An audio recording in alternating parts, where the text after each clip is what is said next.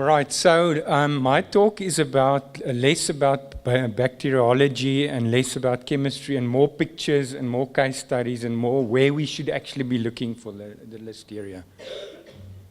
Right, it's about training our eyes.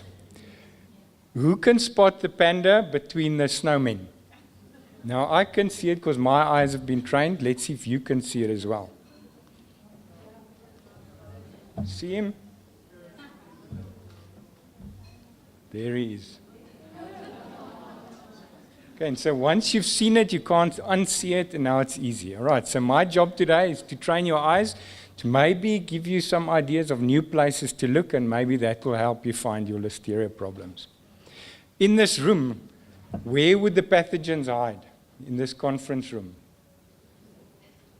Where's the hidden place? Yeah, ventilation ducts. Look how dirty that is.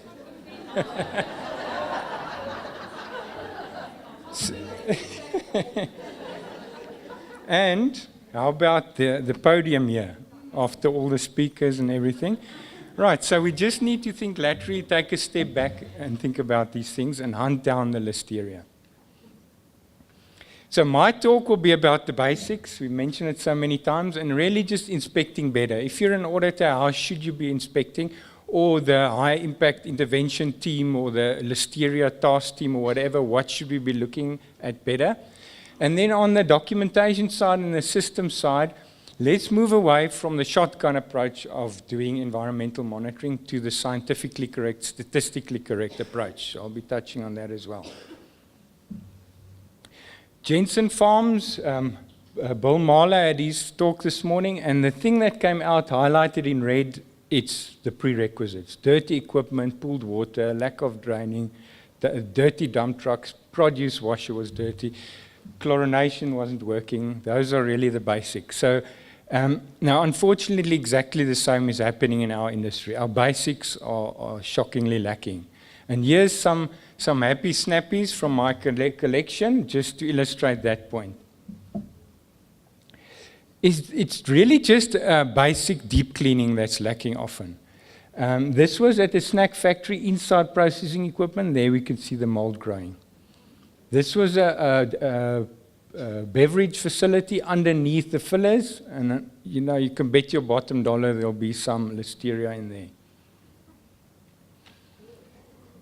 If we have dead rats and pooling water like that, we probably have Listeria too. You don't need rocket science to find that. That's actually not an alien mothership in a science fiction movie. It's in a South African sugar factory.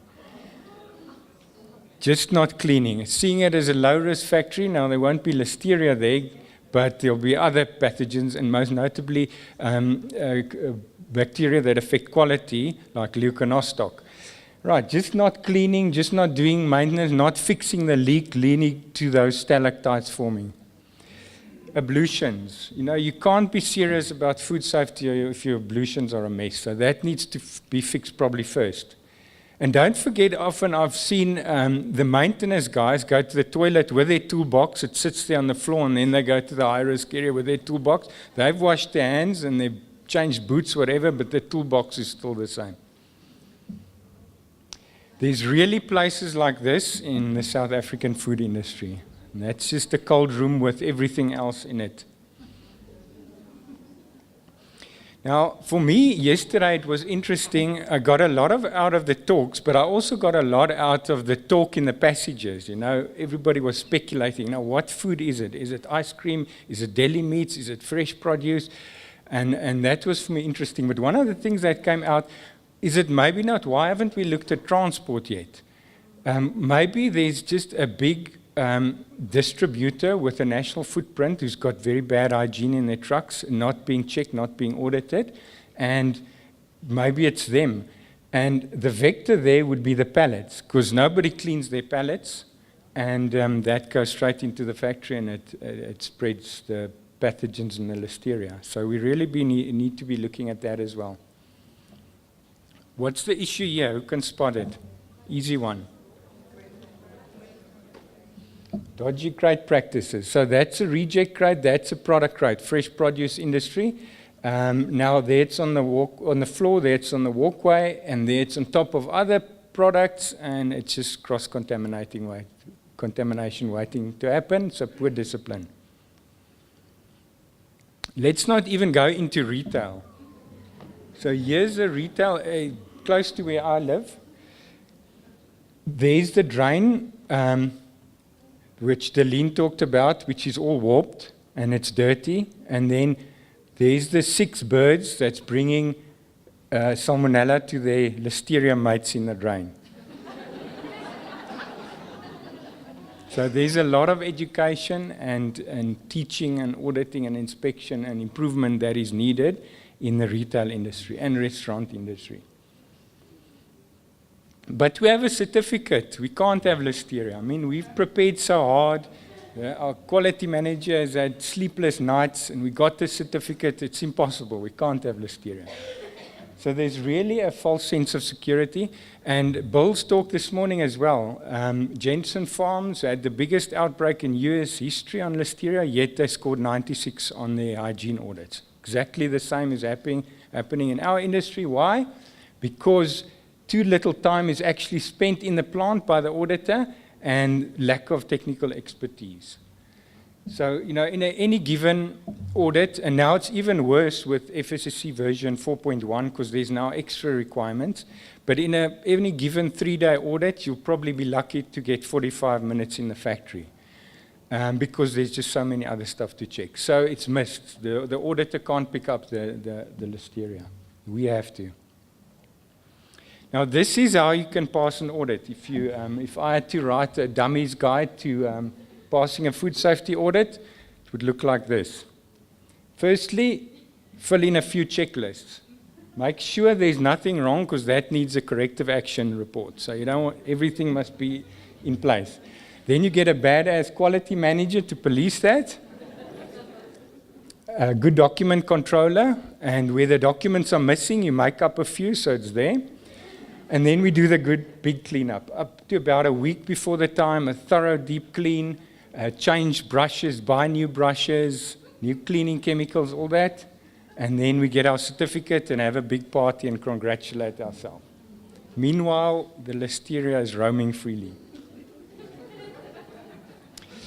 Right, so we need to go hunt down the Listeria. We need to go find it in a task team.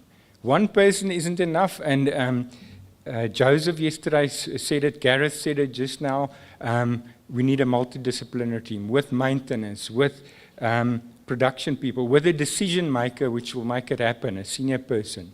And that guy that's been working for 30 years with all the experience, that knows what's going on at night shift and over the weekends, he must be in the team as well. Venture beyond the checklist. All right, and it's fun, if you're doing it forensically. Use things like all the gadgets you can get. Drain cameras, they use it all the time for household blocking of drains and things. You get them, you can even make your own. Look in the drains for biofilms, for stagnant water, all those things. I've found a lot of times, and Deline also mentioned it, plastic drains, and what happens when the floor is laid, it sags, and then the water accumulates at the bottom, and it seeds Listeria into the rest of the plant. That you'll pick up with a good inspection and a drain camera. Another tool we need is a ladder, getting up to the upper levels. Because that was a picture in a food factory, never cleaned in the last year. And you see a lot of this as well, leaks. We don't preventively fix our leaks. We wait till it rains and drips onto the product, and then we isolate a bit of product and a bit of reaction. But it's not a preventative check that happens. Then getting into the engineering side. Okay, where's the niches on that pump? All over. There's one there underneath against the wall. That looks a lot better. Clearance off the floor, so we can clean better. But there's still a lot to look for in terms of food safety. I mean, that seal there, underneath there could be some biofilm, some dirt, some pathogens. In this displacement pump, it doesn't contact everywhere, and there might be some residues underneath. It doesn't clean itself. It needs stopping the line. It needs proper cleaning. So if you're in the inspection team, spend some time, plan some time to stop the line, open up, go look in these displacement pumps, because you'll find some surprises. Any other processing equipment for that matter. We talked about hollow rollers under conveyors. Now that's not their biggest problem. The biggest problem is actually cleaning first under the conveyors and then getting the proper rollers that won't harbor Listeria. Dead ends. So you need a trained eye to see these dead ends. It's not that easy. So here's a screw conveyor, and at the bottom, it's dry goods being transported. There's a dead end. And what you'll find there, probably not the Listerias and things, but more pests and other pathogens. Here's a liquid dead end, and that's ideal territory for Listeria. So we need to hunt them down and raise a corrective action to get it blocked off, or on a cleaning schedule. Where's the niche or the void area in this mixing tank, source mixing tank?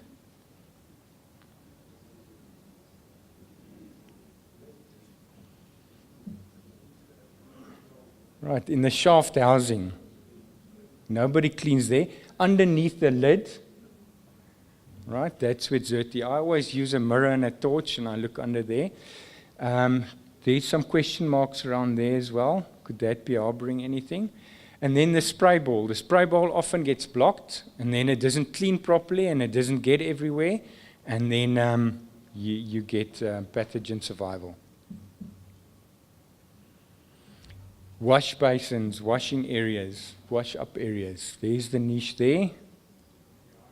And then there also you don't need a scientist to see that that's terrible and needs better cleaning. Lagging, all right, so that's a symptom of just reactive maintenance. Nobody ever thought of fixing that leak, and nobody ever reported it. And look how bad, that's months and months of not attending to the leak.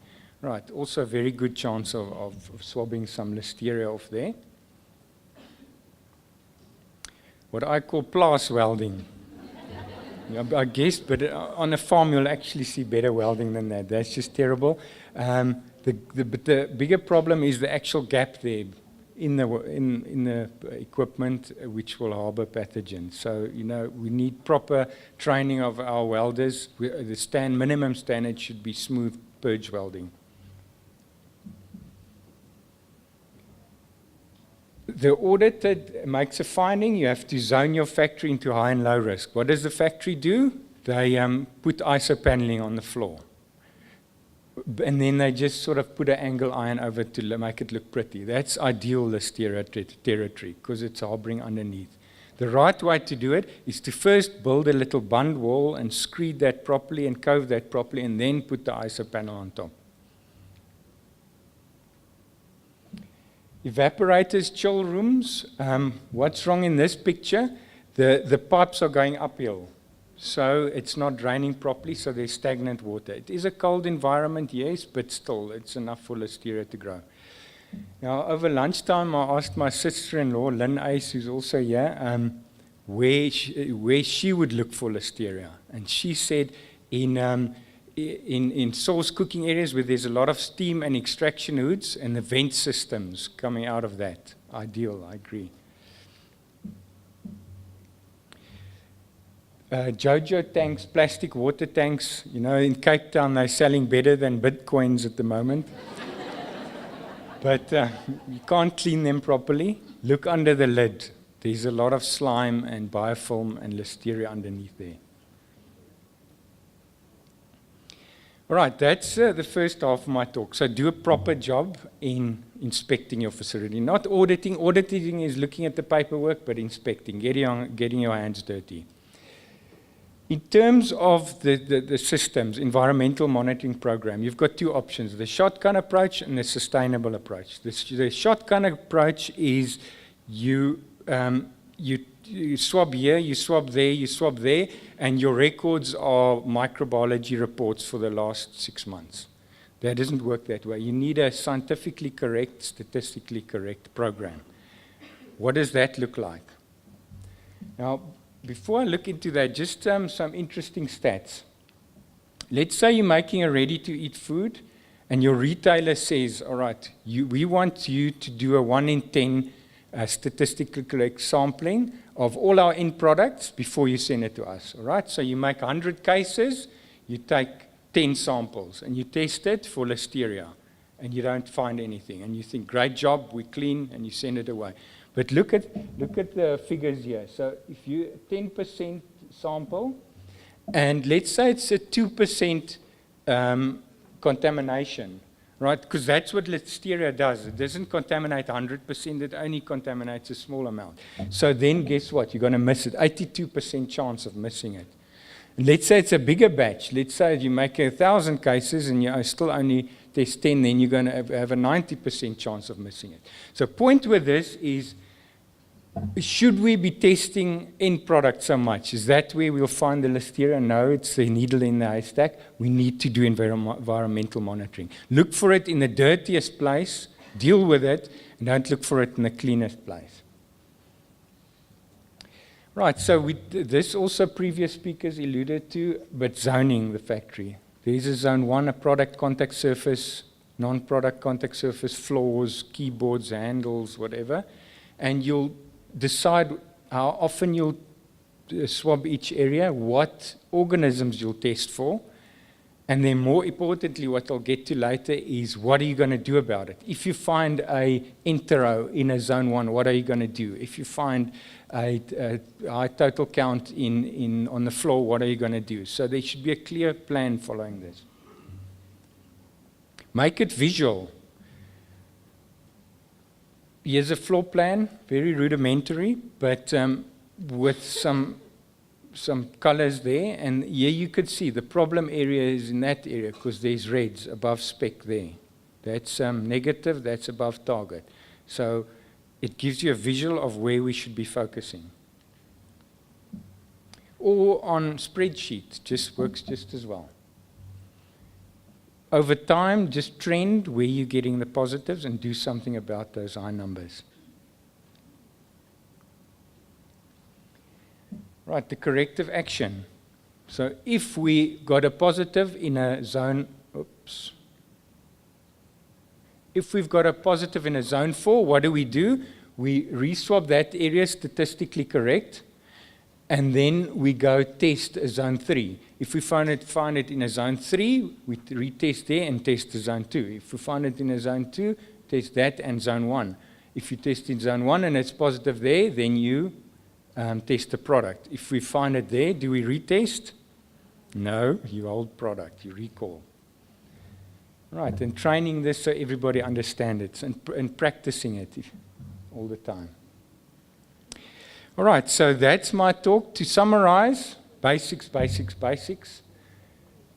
Hunt down the little buggers. They are there, you just need to find them. You need to look properly. For the lazy hunter, the woods are always empty. If you want to find them, you'll find them.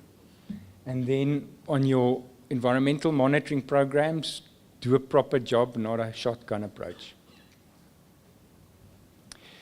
Now, I've got a lot of empathy for a quality manager because, it's easy for me to just find fault with food factories all the time and from a training perspective tell them what to do, but to actually go and do it and implement these things with a boss that doesn't understand is being a miracle worker. So yeah, they should rename themselves miracle workers. All right, so thank you very much. I'll see you guys at the masterclass in auditing. So there'll be more of this at the pilot plant at the CPUT in Cape Town. We're going to do a 2-day workshop on how to audit properly. So if anybody's interested, come talk to me. Thank you.